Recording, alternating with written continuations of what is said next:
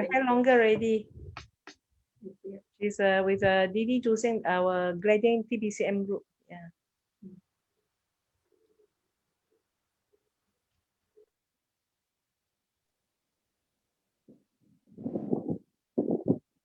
Yeah, so Galaxy A10. Okay. Not stable her line. Can I start? Oh, yeah, sure. Yeah, it's 8:30. Thanks, Monday. Kyoto and good evening, everyone. Welcome to MSBS Weekly Guided Meditation by Phra Goh. Today is the 30th of March, 2021. We are very fortunate to have with us Bhante Adhibalo, popularly known as Phra Goh. He was born on July 14, 1985, and had his bhikkhu ordination into the Theravada tradition of Thai Dhamma Youth sect, Sati Forest Monastery in Johor, Malaysia in 2008. Bhante is currently the Vice President of Wat Palelai Buddhist Temple, Singapore. We are continuing on the Asubha practice. Bhante will be leading the homage to the Buddha and taking our 5 precepts Buddhists. Now let us compose our minds, our palms together, and welcome Bhante. Over to you, Bhante. All right, thank you, Terence. We shall start with the opening chant. Homage. Namo tassa bhagavato arahato samma sambuddhassa. Namo tassa bhagavato arahato samma sambuddhassa. Namo tassa bhagavato arahato samma sambuddhassa. And the 3 refuges. Buddhang saranang gacchami. Dhammang saranang gacchami. Sanghang saranang gacchami. Dutiyampi buddhang saranang gacchami. Dutiyampi dhammang saranang gacchami. Dutiyampi sanghang saranang gacchami. Tatiyampi buddhang saranang gacchami. Tatiyampi dhammang saranang gacchami. Tatiyampi sanghang saranang gacchami. And the 5 precepts. Panatipata veramani sikkhapadang samadhiyami. Adinadana veramani sikkhapadang samadhiyami. Kamesu miccācara veramani sikkhapadang samadhiyami. Musavada veramani sikkhapadang samadhiyami. Surameraya majapamadatthana veramani sikkhapadang samadhiyami. Sadhu, sadhu, sadhu. All right. Good evening, everyone. And today is the second session on Asubha, or the foulness of body contemplations. Is actually an extension of the series earlier. This year, we talked about the Maha Satipatthana Sutta on the 4 foundations of mindfulness. So we've already covered this mindfulness of the body.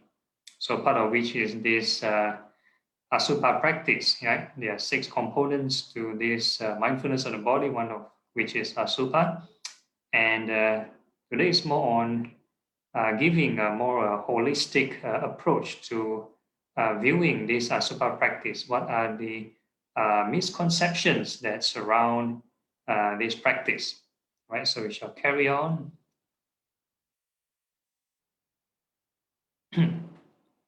Before that, are there any slides?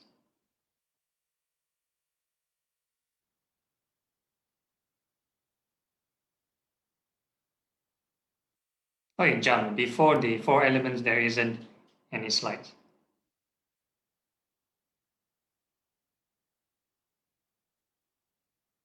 Okay, so yeah, we've covered the benefits of Asubha practice and the dangers of Asubha practice. If a person doesn't have a right understanding, right, they may be suicidal, get into depression, seeing these unpleasant images of the human biology and anatomy for too long, right, will develop this aversion or depression sometimes.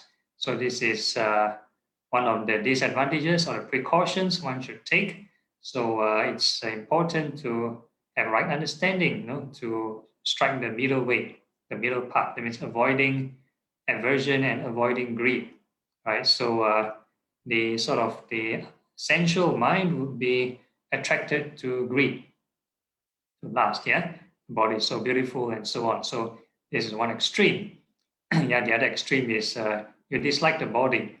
So one good example is if let's say a person is bedridden or has some bodily defects, some issues of the body, some illnesses and diseases, right? Then this will sort of develop aversion.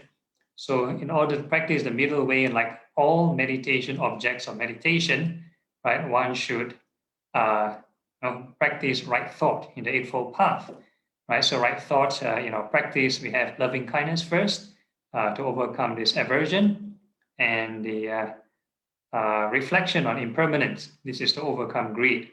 So this is the middle way we've been practicing in all our routine. So any meditation object also has these dangers, these extremes, right? So we talked about how Asubha practice can actually lead to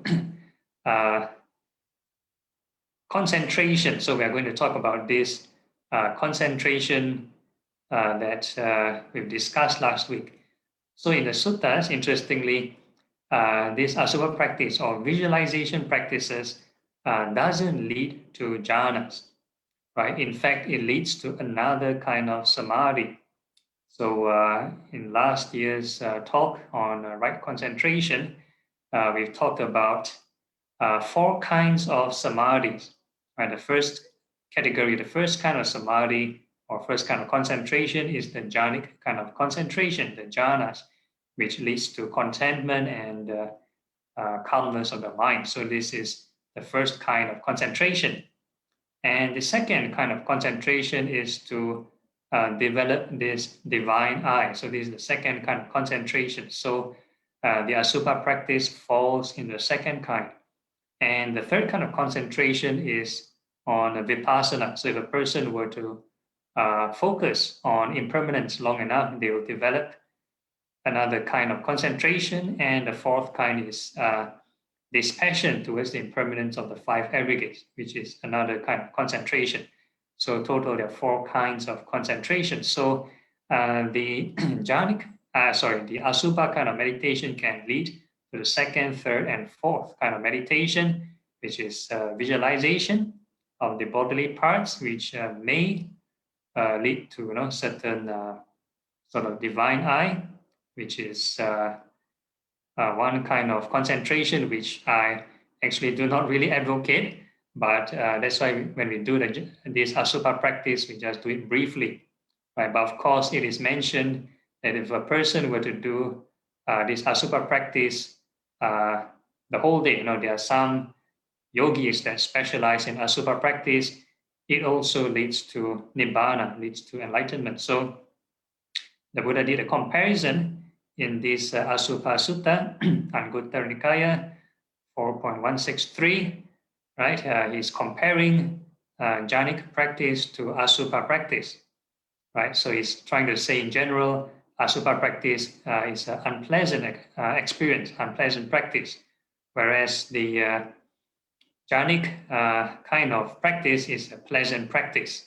So fast or slow depends on your faculties and depends on your urgency, how much effort you put in. So a person practicing jhanas can develop slowly. Likewise, it can develop quickly depending on how much discernment, the 5 faculties, faith, effort, mindfulness, concentration, and wisdom. Right. Similarly, for the Asubha practice, a person can develop slowly or develop quickly to reach enlightenment depending on their 5 faculties. So this is the Asubha Sutta. So today we are moving on to another sutta, which the next slide yeah, talks about this divine eye. So again, how do you call it? I do not really advocate this practice, but in the suttas it is mentioned it is possible to develop it, right? So in the Theravada tradition, there's no holistic approach. They just ask you to visualize on a kasina, a kind of object, or the asubha, like the whole day, and they expect you to know how to handle these images if they were to appear, right? Whereas in, let's say, the other traditions, in the Mahayana traditions, for example, there are lots of confession and purification practices to make sure at least you have net positive good karma before you have these images. One of the problems with, let's say, a person were to develop certain divine eye and they do not have enough merit and they do not have enough good karma, right? The images they see may not be very wholesome, like seeing demons and evil spirits. So it will be ending up like watching a horror movie the whole day. So it will be one of the possible outcomes. The other possible outcomes is if a person's intention is not right and they have all these extra visual abilities, like maybe seeing past lives or seeing angels, they won't be focused on the practice anymore. They'll be distracted and chasing all this extra information instead of reducing craving. So this is the problems with these visualization practices. If, let's say, they develop this divine eye. But anyway, I'll just go through it, yeah? Okay, so these are the side effects, the 4 bases of power. So these are the 4 kinds of criteria with regards to visualization practices. And it's part of the 37 factors of enlightenment, right? So there are 37 very repetitive, 5 faculties, 5 powers, 7 factors of enlightenment, the Noble Eightfold Path, 4 right efforts, 4 foundation of mindfulness, lots of repetition. So one of which is this 4 bases of power, which interestingly is not part of the Noble Eightfold Path. So this is an optional thing, but it's included into these 37 factors of enlightenment. So we shall just briefly read through, right? These 4 bases of power, when developed and pursued, are of great fruit and great benefit. Okay, so develops the base of power endowed with concentration founded on desire and the fabrications of exertion, right? So the first basis of power, the first criteria is desire. So interestingly, the practice of the Four Noble Truths is to reduce or overcome desire, whereas the development of these powers require certain exertion and desire. So like we mentioned last week, if a person wants to maintain a certain image, requires desire, any form of fixing requires desire, whereas let's say vipassana, if a mind is observing impermanence, they are unable to fix on the same image for long, yeah? So this is the issue. Okay, so, and the second criteria is persistence, which is effort, and the third is intention. And the fourth is discrimination, able to differentiate, right? So if let's say a person were to have these extra images, and if they do not have this discrimination, they are unable to differentiate between their own thoughts, their thinking processes, and these extra images. They might get into trouble. Yeah. Okay. Next. Okay. So these four bases of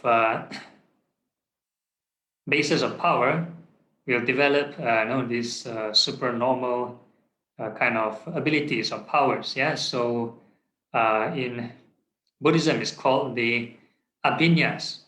Total, they are 6. Yeah, 6 abhinyas, 6 higher knowledges. Abhi means higher, jnanas means knowledges. So the first kind is the we call the divine eye. The first kind is recollection of past lives, which is extension of the divine eye actually. So this is the first kind, and the second kind is the divine eye itself, seeing the angels and the ghosts and so on, yeah, long distances. And the third ability is the divine ear, able to hear beings from another dimension and so on.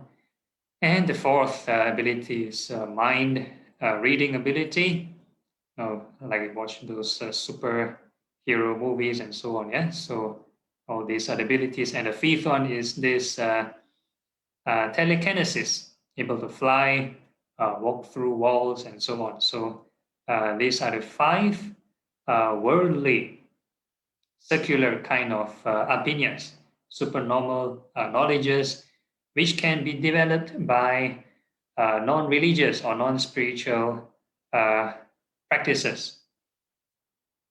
Some of the examples, more modern examples are like, for example, the Cold War between, let's say, the West and the Russia. Yeah, so they have this remote viewing on the spying. Yeah, so people are able to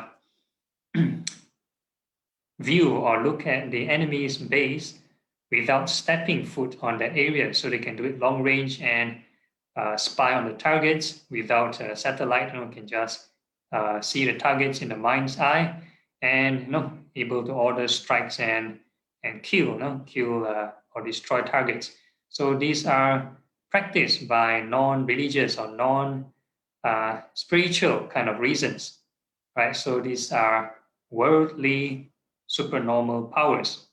So some beings are even born with it, like heavenly beings. They are born with these abilities, and they even go to war with such abilities. So these aren't very spiritual in nature. So the Buddha advocated the 6th kind of this abhinya, the 6th kind of higher knowledge, which is the knowledge to eradicate the defilements, which is basically means to reach enlightenment. Yeah, reduce craving. So this is the last kind, which is held highly in Buddhism. So again, visualization practices, right? So if a person has a wrong intention, they can end up, have these abilities, and who knows, they might rob a bank, commit crime, and so on. Yeah. So one of the good examples is this Devadatta in the Buddha's time, the Buddha's cousin that tried to kill the Buddha. So he has certain abilities to transform into different shapes and whatever, and he attempted to cause a schism in the Sangha and kill the Buddha. So eventually, by doing so, he lost his abilities, right? He has accumulated enough bad karma, and eventually he passed away into a very unwholesome realm, reborn in hell. Yeah. So again, intention is very important. So I like to emphasize over and over again, although the Theravada tradition doesn't emphasize a lot on this intention, I would emphasize, and also emphasize on not visualizing these practices like the whole day. Let's say you are not ready or not guided yet. Okay, next slide. Okay, so we move on to the 4 elements, right? Dhatu Vibhanga Sutta. So all the while, these Asubha practices is sort of seen, right, as part of the 4 elements. If you look at the Satipatthana Sutta, the classifications, right, they talk about the earth element, all the solid parts of the body, and the water element, all the liquid parts, and the earth and the wind, all the gaseous parts, and the heat, which is the temperature that, the heat that is exuding from the body, right? So interestingly, they classify it differently due to certain elements not part of the 32 parts. For example, we talk about the air element, right? The gas, like a flatulence, the gas in your lungs, the gas in your digestive systems, and so on, aren't part of the 32 parts of the body. And likewise, we talk about the heat generated from the body, also not part of the 32 parts of the body. So that's why they can separate it. Okay, so we are going to move on to this classification. Next. Right, so the earth element, again, you can contemplate, right, internally or externally. So internally is basically your own body, and externally, very interesting, anything that is hard. So if you look at your screen in front of you, anything solid, your chair, your table, that is also made of the earth element. Doesn't necessarily have hairs, bones, and the organs. Yeah, so these are earth element, which can be contemplated universally. So if a person were to just say, 32 parts of the body, very restrictive, not so applicable in, not universal enough to apply in non-organic kind of objects. So if you want to talk about being mindful of this impermanence, or mindful of the reflection of non-self the whole day, right? So one of the more ideal kind of practice is the 4 elements. So we covered the earth element. It applies organically, internally yourself, and also externally on non-organic matter. Okay, next. Okay, likewise for the water element, any property that is watery can be classified as a water element. So it can be organic, like all your bile, phlegm, pus, and so on. And externally, water vapor in the air, anything that is wet or moist, so that is water element. So interestingly, why a person needs to contemplate externally? Yeah, we talk about attachment and clinging, right? We have this default programming, or this problem that whenever we pay attention to something, it doesn't have to be within the body. When we pay attention to something outside, what initially isn't ours, like when we are born and we come out to this world, right? We don't associate the property we have as ours, right? But once we get older, we start to say, "Oh, this is my clothes, my electronic gadget, or my house, my car, my property, my asset." So again, there will be an attachment whenever we pay attention to an external object, right? It comes closely, right? Desire comes closely with the sense of self, or the sense of clinging. So by reflecting on the 4 elements, doesn't have to be internally, it also can be done externally. One can reduce craving and eventually reduce clinging. Okay, next. And similarly, the fire element, anything that produces heat, right? Anything hot or cold, you can classify as the fire element. So this one, same thing, right? Anything that's warm can be through consumption of your food, or if you sort of discharge urine or feces, that also has warmth. Yeah. Okay, next. And the wind element, anything that has movement, yeah, windy and movement. So internally and externally, the same thing. So movement doesn't occur just internally within the body, right? Your circulatory system, your blood pumping, and so on, right? And the breath, definitely. You breathe in and out.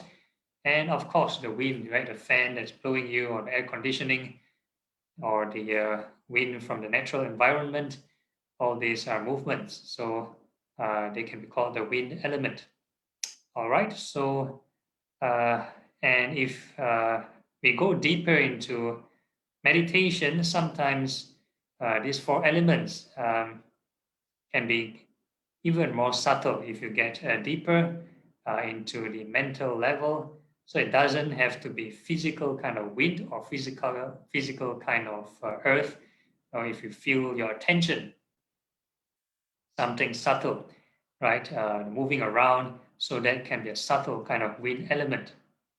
For example, if let's say you're paying attention through your ears from hearing, and you decide to switch your attention to something else. So that sudden movement from one object to the other, that could be a subtle kind of wind element as well. So if you want to classify in this manner, that works. The whole idea is if you keep on contemplating on impermanence or non-self, according to this sutta, the whole idea is to reduce craving. That's the main objective. But in our routine, we're just emphasizing on impermanence. This non-self requires a bit more of evaluation, yeah? Extra additional thinking process before you come to a conclusion of non-self. Okay, so I'm going to end this theoretical discussion. Are there any further slides? Okay, so I'll just continue in just a short while, yeah? So these are the 9 stages of body decomposition we've covered already in this Maha Satipatthana Sutta. The body parts will eventually decompose. So we also include this as part of the Asubha practice, the birth, aging, decaying, and passing away of all the different bodily parts. All right, so the whole idea is if we incorporate impermanence, then this will cause detachment, yeah? All right, so any more slides after this? All right, the end, right? Okay, so I open the floor to Q&A. So I've already received a question on the chat. Is vibration classified under wind element? Yes, any kind of movement. Right, so the faster the vibration, can be heart pumping, or you feel very subtle kind of movements, then you need to deliberately reflect on impermanence more. You increase the rate of reflection. So all the while there's lots of movement, lots of things going on, but the mind doesn't sort of reflect, doesn't capture, right? I always like to give an analogy of this green energy, like for example, the windmill, trapping of the wind energy, right? If let's say there's no windmill, there's lots of air moving around, but no energy being converted, no energy being trapped, right? So this is just an analogy. So likewise, there's lots of movement all around, lots of impermanence all the time, but we don't reflect on impermanence. So that's why no wisdom, no conversion to wisdom. So as long as there's a deliberate attempt to think of impermanence, then there will be some conversion of this impermanence to wisdom. right? So although there can be lots of movement, lots of yes, that too, yeah, can be anything moving. So as long as you sense a vibration and you reflect on impermanence, then you'll gain the wisdom from there. All right, any other question? There's one from Roy. Hi, Bhante. Oh yeah, Would you consider to try this meditation for the rest of your night classes? which are the 4 elements or the Asubha? It's not classified here. Oh, okay, it's in the comments, yeah? Yeah. And it's part of the routine. Asubha meditation very effective to reduce this craving. So that's why we use it quite moderately, but not too excessively. Yeah? So we use it to reduce craving and followed by loving kindness, which is very effective to reduce aversion. So it's very good to bring the mind to the middle.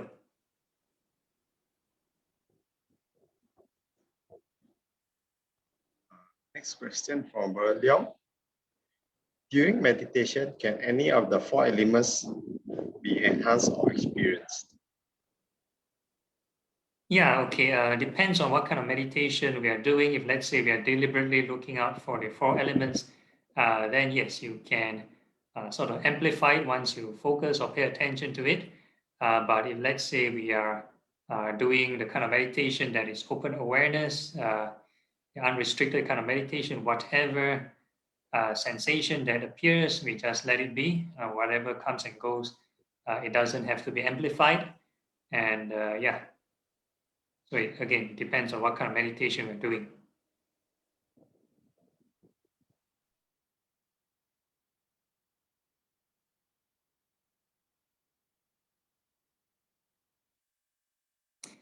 Four elements can get very calm. What other effects should I feel? Okay, in any, let's say, Buddhist kind of meditation, if you reduce craving, then that is correct. If your mind gets more and more anxious and more agitated, then something is wrong. They need to troubleshoot, yeah? So it doesn't have to be 4 elements, it can be any kind of meditation object.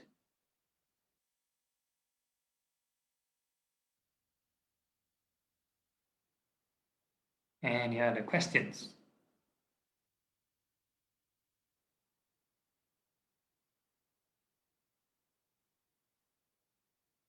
Oh, all okay. Okay, if there's no issues, you can think of questions along the way, and we are going to have a 5-minute break for you to maybe release your water element, or you want to do stretching to loosen up the earth element.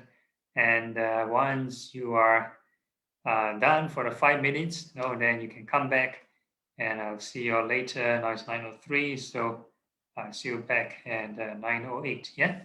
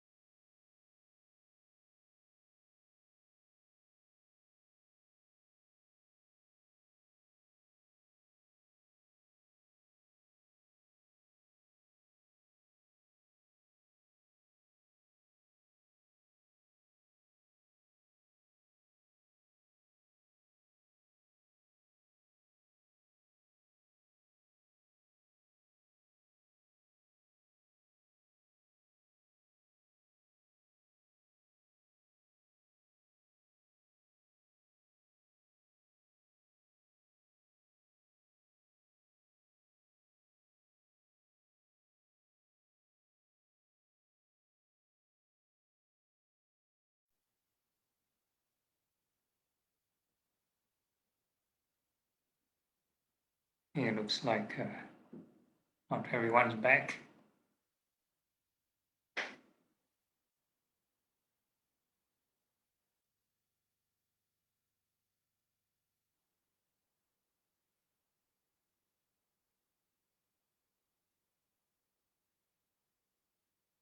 Some people have lots of elements.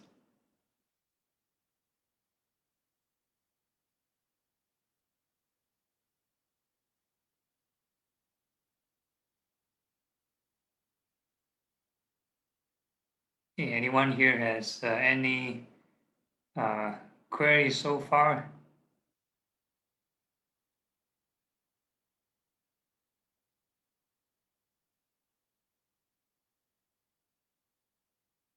Okay, and if it's back, I think the rest, they don't on their cam, right?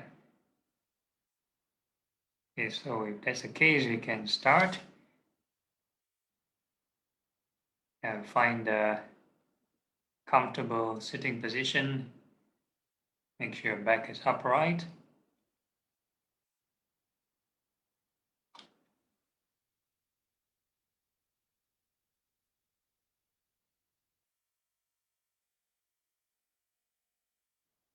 And relax your whole body.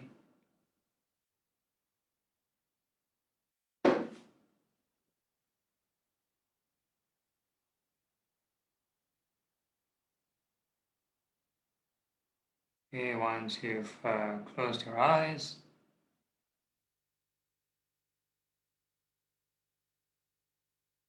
then we can start off with the first phase of meditation. Right, we're going to visualize the hairs of the head and hairs of the body. We wish it well and happy.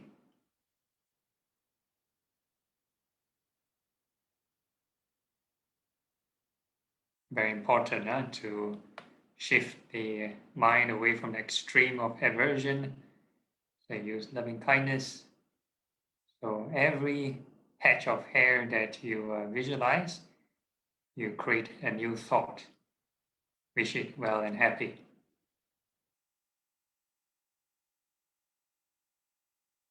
So the whole idea is never leave your mind idle for more than 2 seconds. If the mind is too blank, you leave it quiet and not do anything, it will grasp, cling onto something. Could be any of the 5 hindrances. It can be restlessness, daydreaming, right? Or even falling asleep.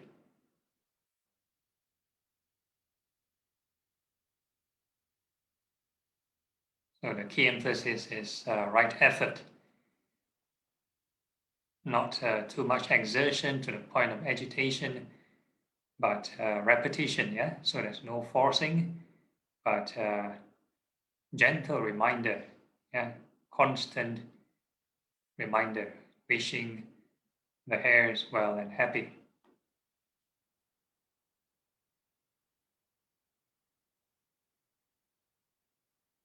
So you do it from head to toe, wish all the hairs well and happy.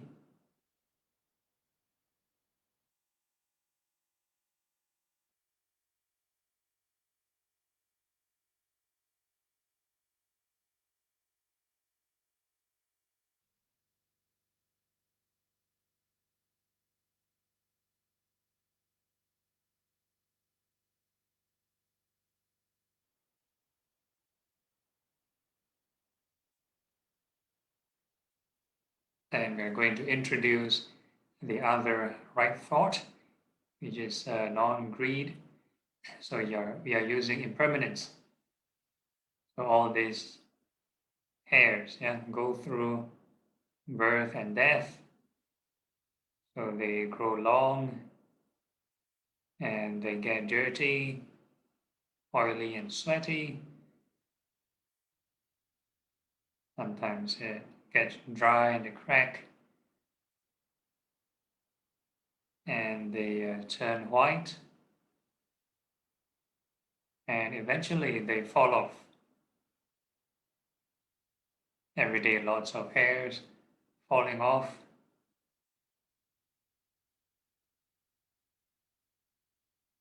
So we keep repeating this cycle of birth and death of the hairs. More cycles, the merrier.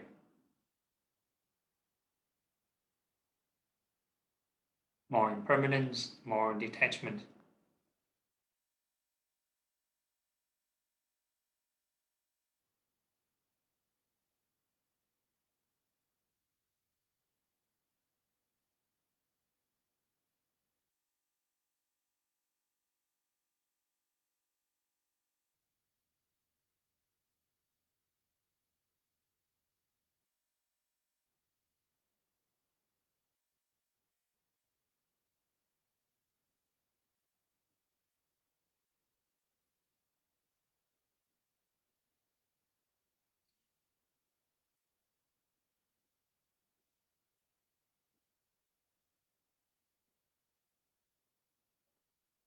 So this is visualization detachment training.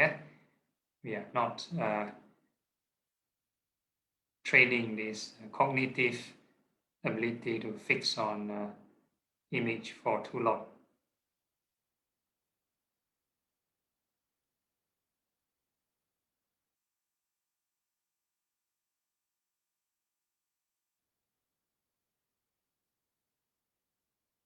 And then we can ask ourselves, are these hairs truly self?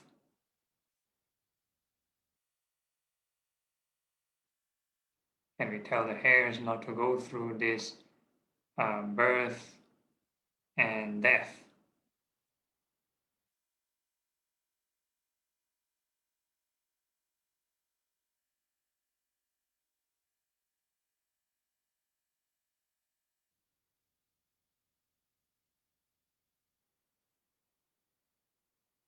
This is the reflection on the non-self, right? Anything that is, the concept is anything that you can control, and it's called the self. Anything you cannot control is not self. So like the hairs growing and falling, is it under your control?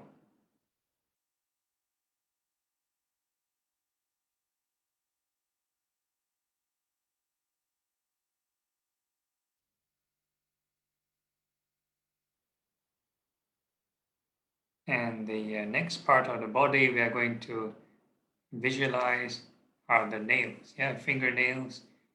May they be well and happy. And all the toenails, may they be well and happy.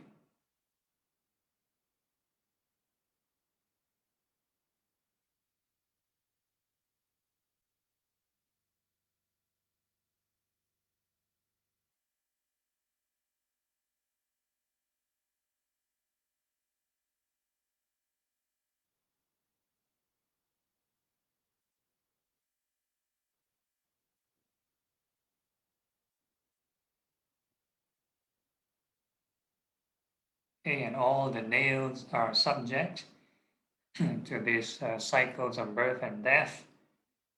So they grow long, get dirty, and goes through wear and tear, scratches, cracks. They even chip off every time we scratch something hard or we trim our nails, right? The nails will fall off.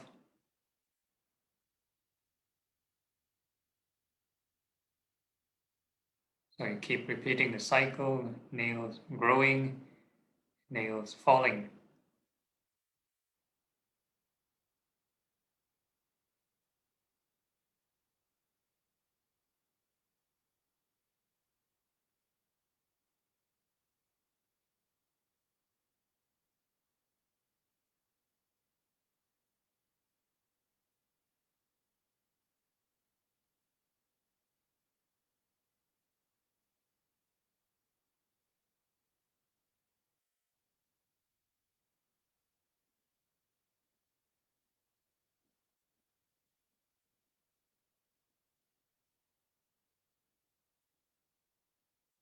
why we need to deliberately think of the impermanence is once you stay with an image without this right mindfulness or effort, it will get sucked into creating dramas and movies.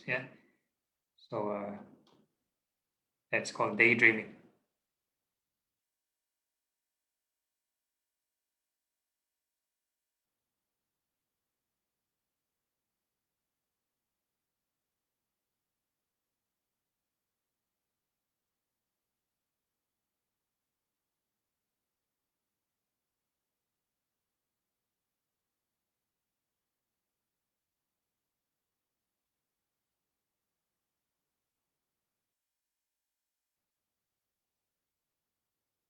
And then we can ask ourselves, are these nails truly self?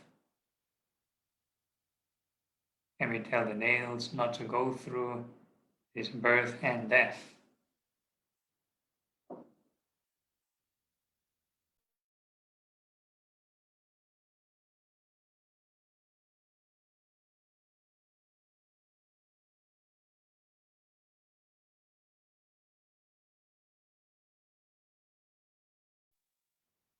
Okay, next we can visualize the teeth.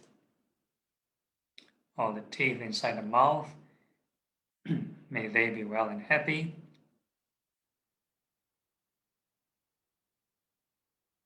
All the upper rows of teeth, may they be well and happy, and all the lower rows of teeth, may they be well and happy.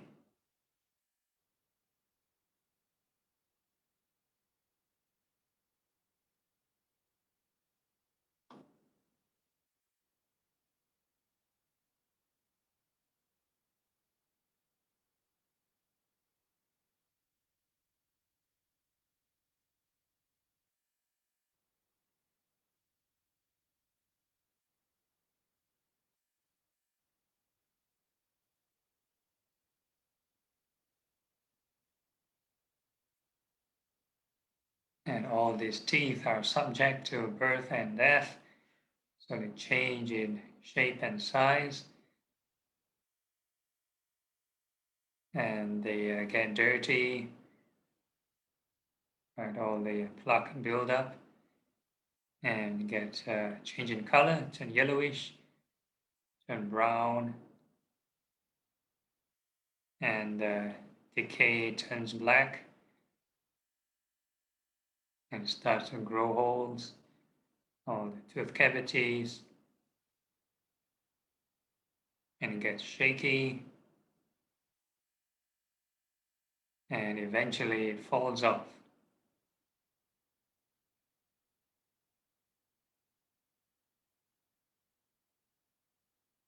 So on day-to-day basis, every time you grind the teeth and chew or bite something hard, some of the teeth will wear off as well. So keep thinking of the birth and death cycle of the teeth.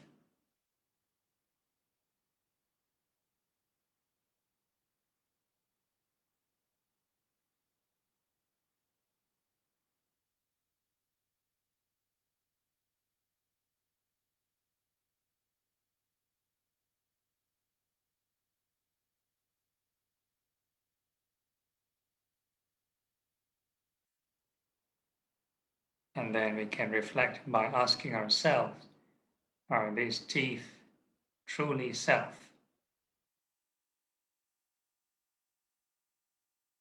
Can we tell the teeth not to go through birth and death?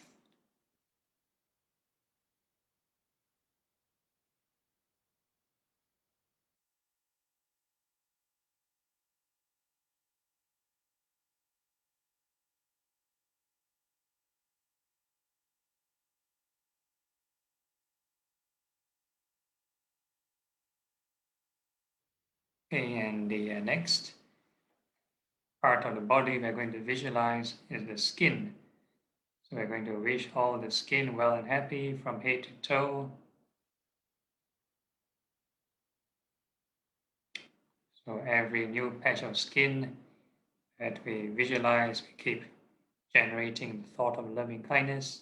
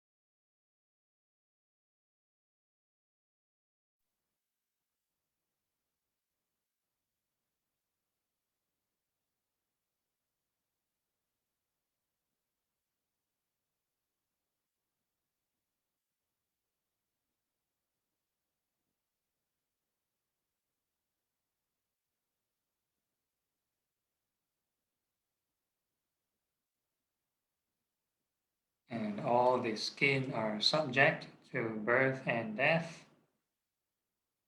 So they get dirty, oily, sweaty.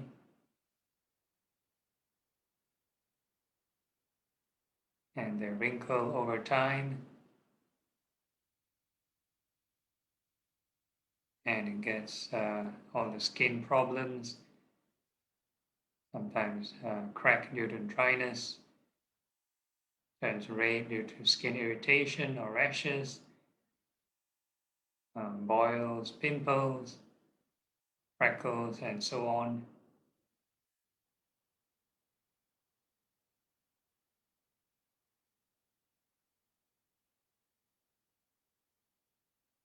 And eventually the skin will fall off.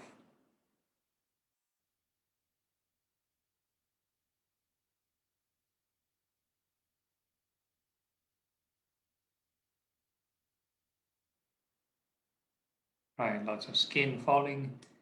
So you keep thinking the skin growing and falling, growing and falling, many cycles.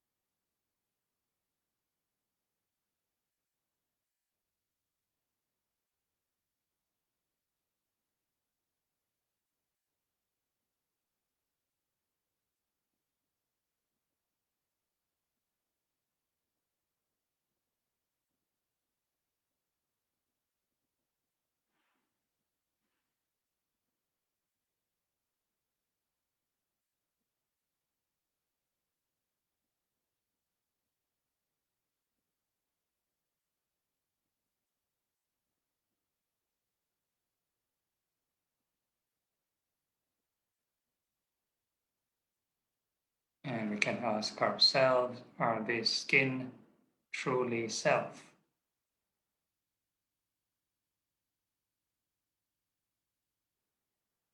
And we tell the skin not to go through this birth and death.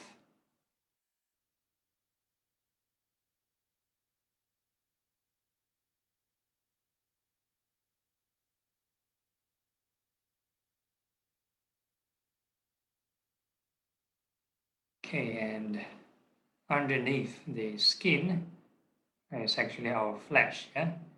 So the flesh, we also include the fat, muscles, and tendons. So we visualize from head to toe all the flesh and wish it well and happy.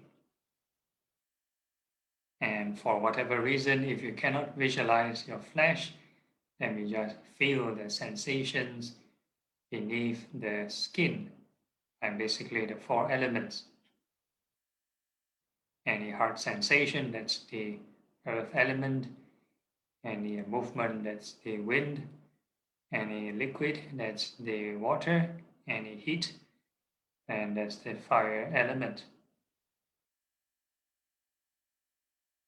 So as we sweep from head to toe, whatever new sensation or new image we perceive, we just wish it well and happy.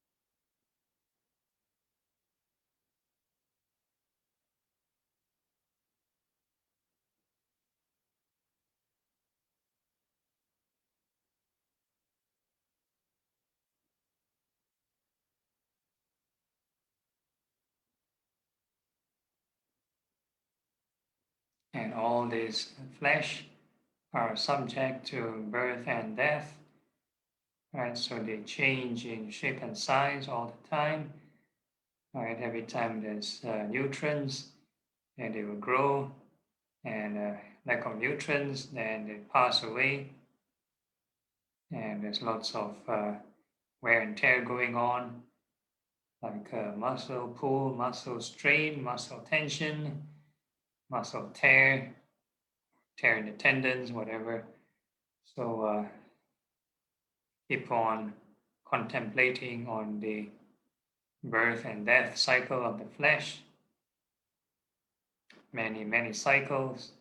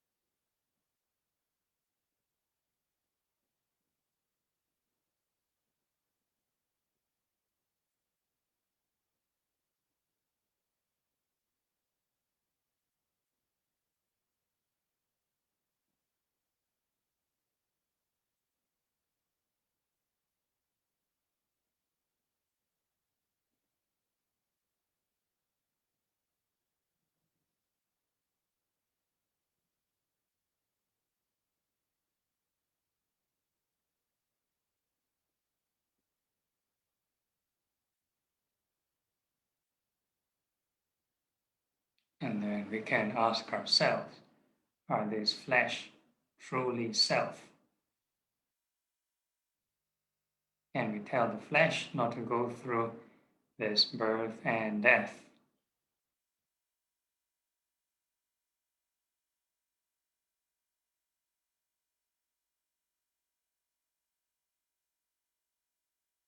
And the next part of the body, we are going to visualize the skeleton, the bones from head to toe. We wish all the bones well and happy. So likewise, if you cannot visualize, then we are going to feel the sensations of the bones or the four elements and wish them well and happy.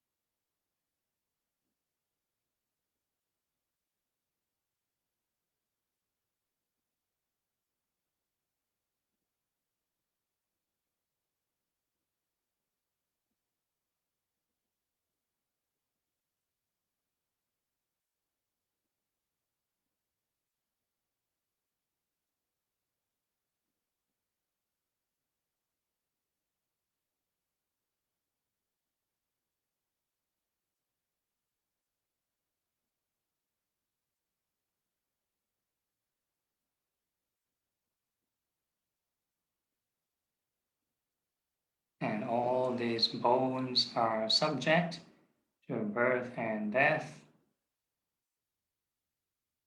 The bones change shape and size, right? And they also change in density all the time. Calcium or vitamin gain, sometimes they lose the calcium, microfractures, or sometimes even fractures, right? So these bones cells keep growing and passing away. So keep on thinking of the birth and death cycle of the bones. Many cycles.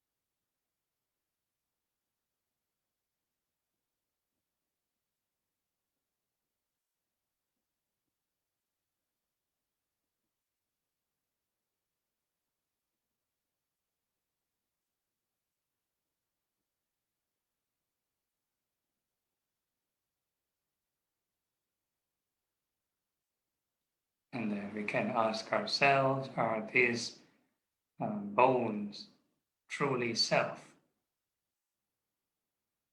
Can we tell the bones not to go through this birth and death?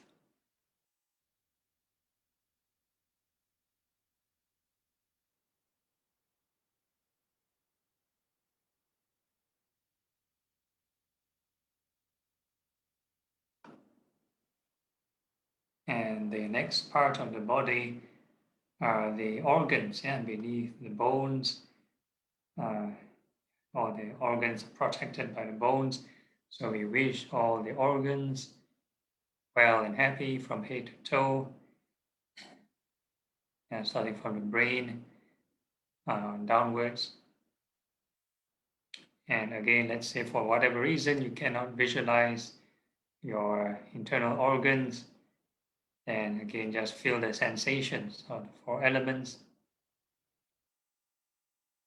Whatever new patch that you visualize or new sensation arises, then just wish it well and happy.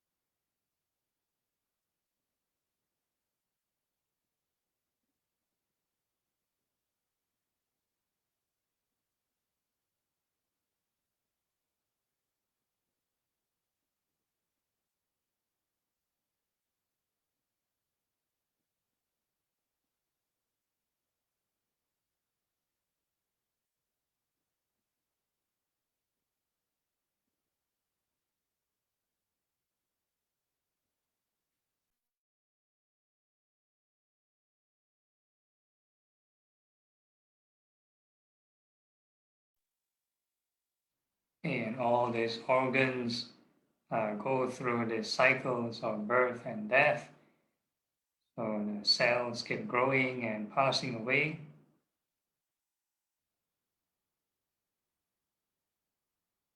They keep going through, right? These many cycles.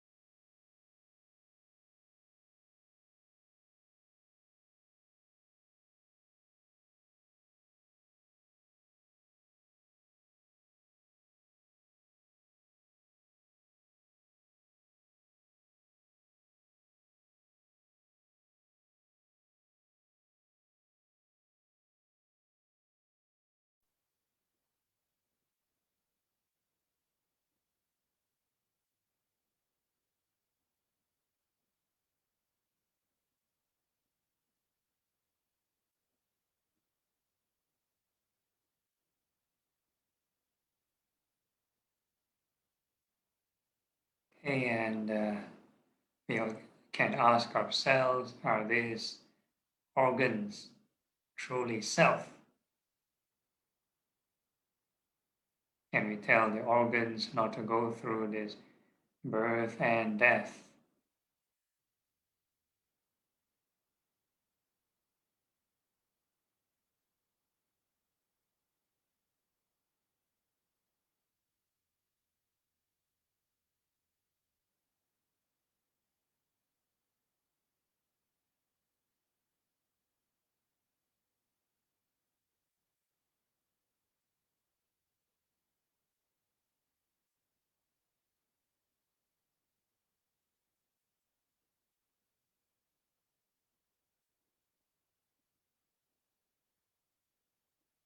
Okay, then we are going to move on to the next phase of meditation, which is radiating loving kindness, right? So this time there's no need to visualize. Now it's spatial training, yeah?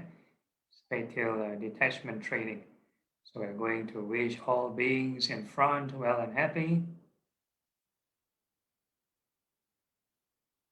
So there's no need to force or push the mind to the front. Just gentle wish all beings in front well and happy. And if let's say you can feel any elements to the front, and same thing, just wish all the elements in front well and happy.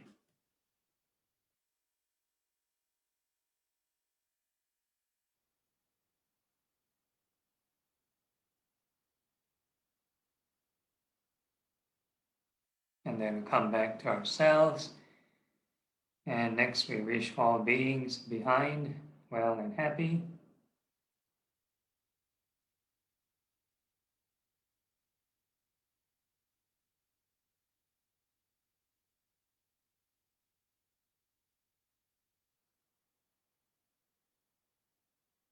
And come back to ourselves.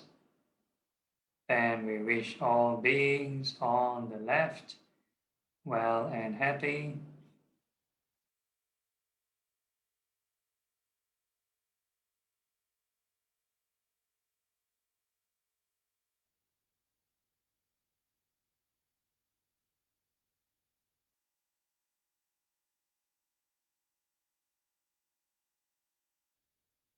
And we come back to ourselves.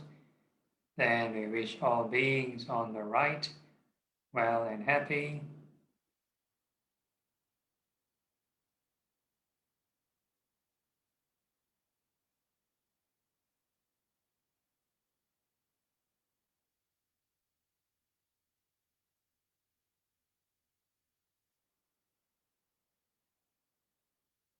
And we come back to ourselves.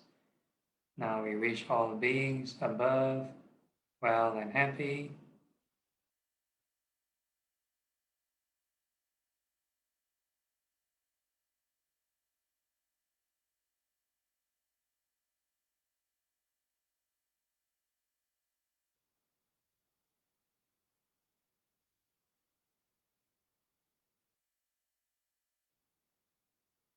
And come back to ourselves. And we wish all beings below well and happy.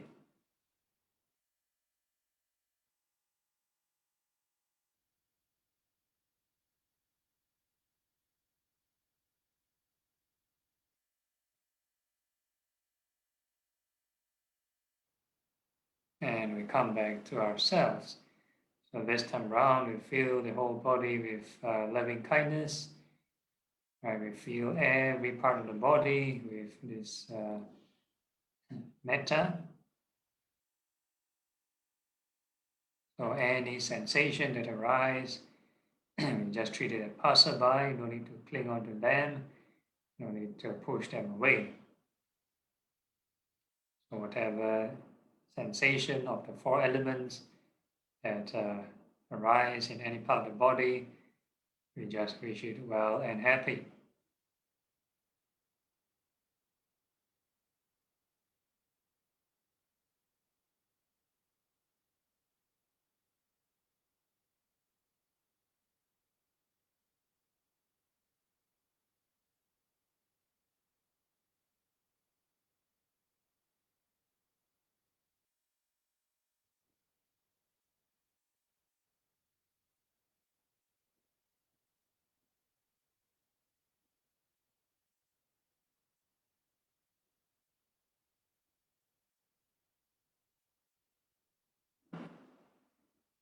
The same thing, never leave the mind idle for more than 2 seconds.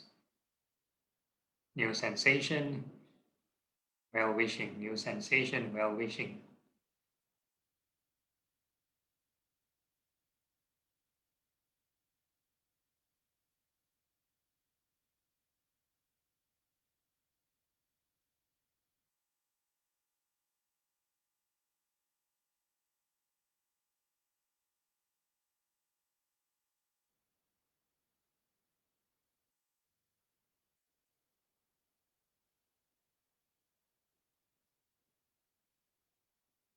every time you produce this right thought or loving kindness, you are generating good karma. Yeah, it's a tug of war. Either you generate good karma or bad karma.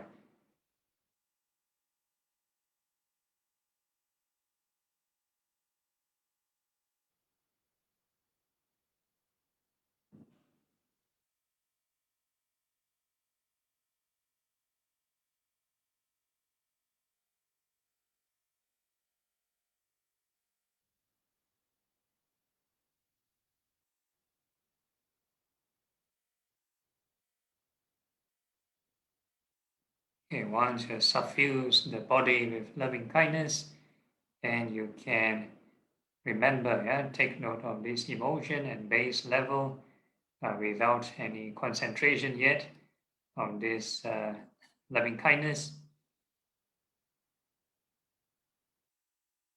And this time round, we are going to radiate this loving kindness in all directions. We are going to wish all beings in the entire universe well and happy, above, below, and all across.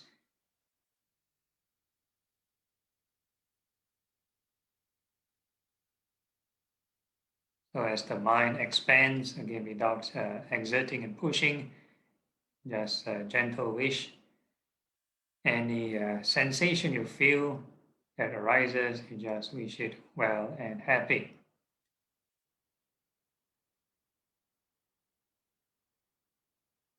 So all beings are actually perceptions of the mind, mental formations. So all dharmas, all movements, all mental creations, we just wish it well and happy.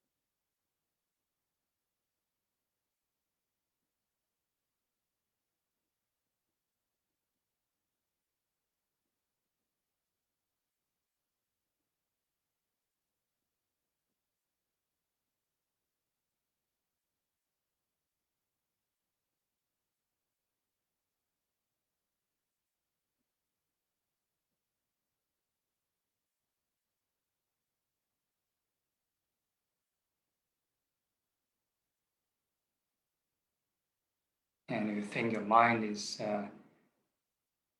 more boundless and calm, then you can remember this emotion and just take note how is it like, and not forgetting to keep generating thoughts of loving kindness.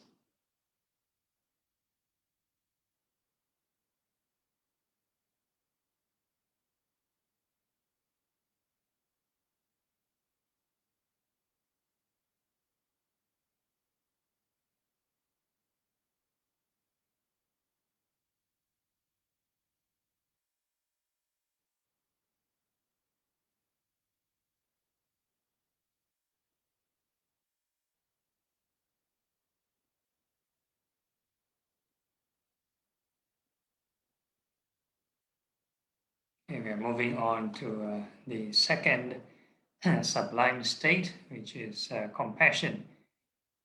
So likewise, we are now going to wish all beings, may they be free from suffering. So you can take note of the initial emotion of compassion. And again, when the mind expands further to all directions, whatever new sensation that arises, we just wish it may be free from suffering.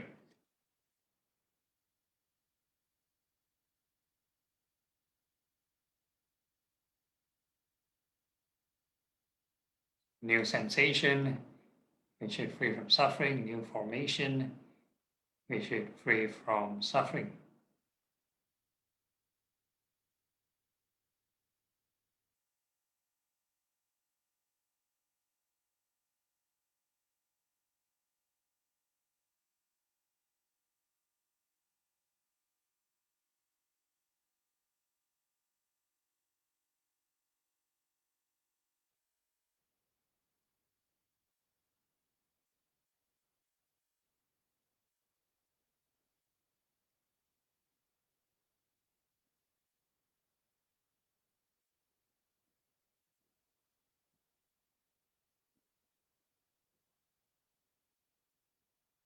So now with your eyes closed, whatever sensation you feel outside the body is a mental four elements.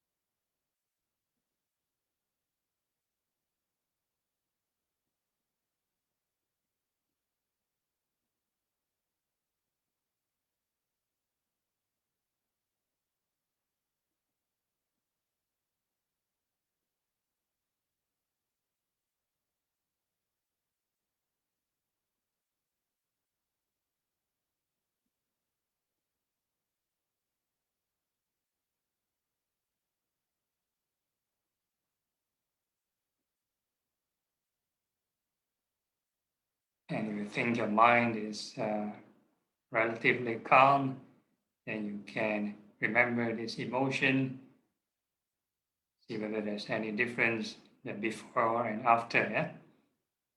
Before and after the mind is expanded. And also not forgetting to keep generating thoughts of compassion at every new sensation.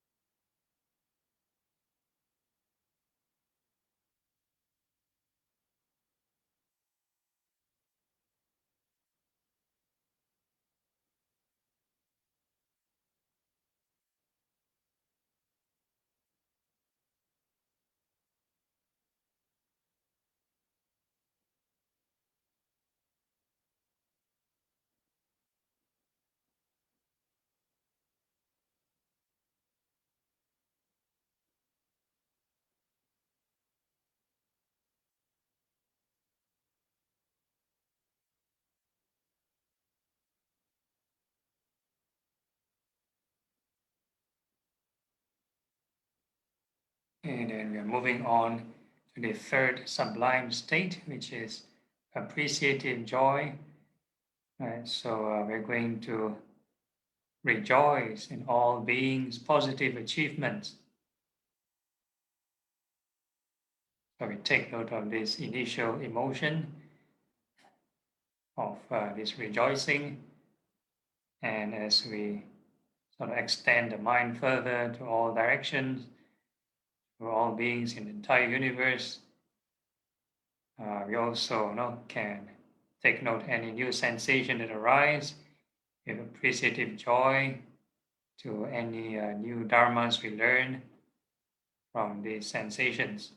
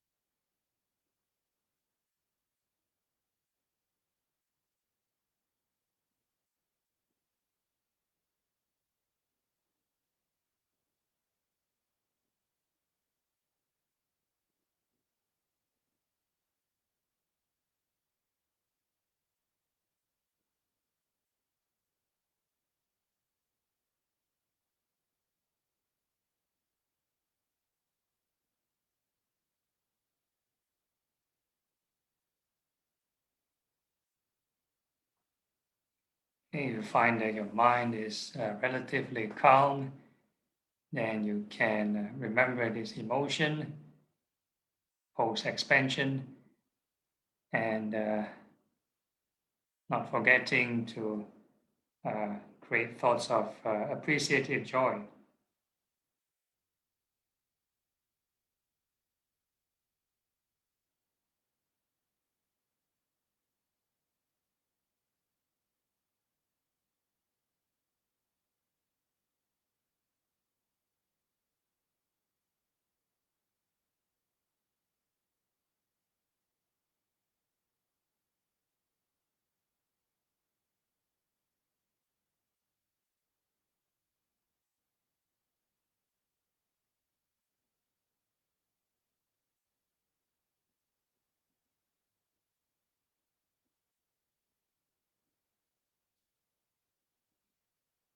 And we are moving on to the fourth sublime state, which is equanimity.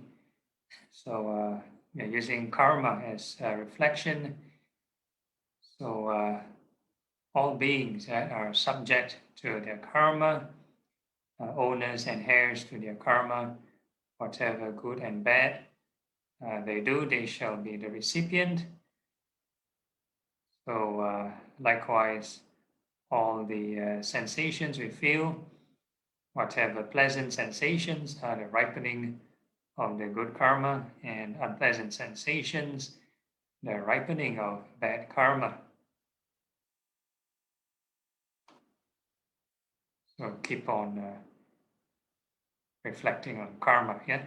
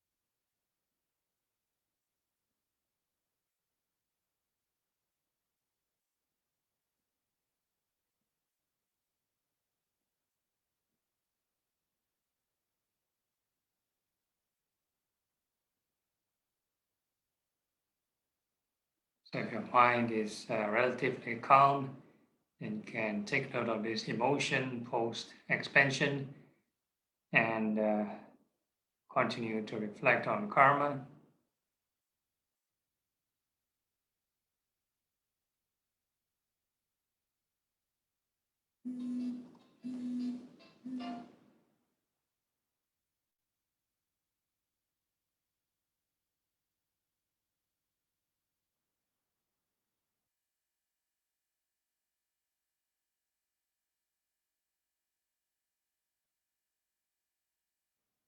And we are slowly going to develop equanimity to all the four elements, be it internally or externally, right? Whatever sensation you feel, feelings always change, pleasant and unpleasant.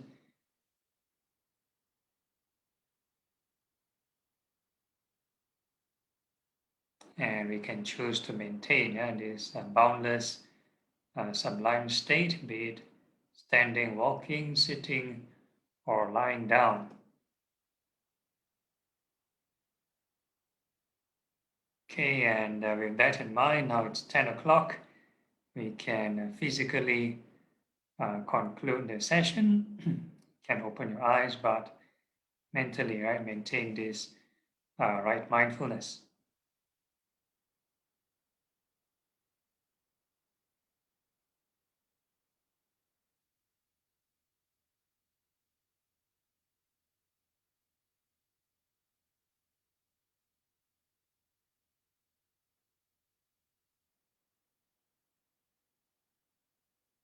Okay, any questions on the ground, any problems or issues?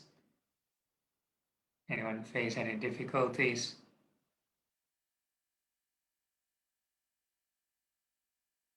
No, all okay? Okay, if there's no issues, then maybe we can end the session, yeah?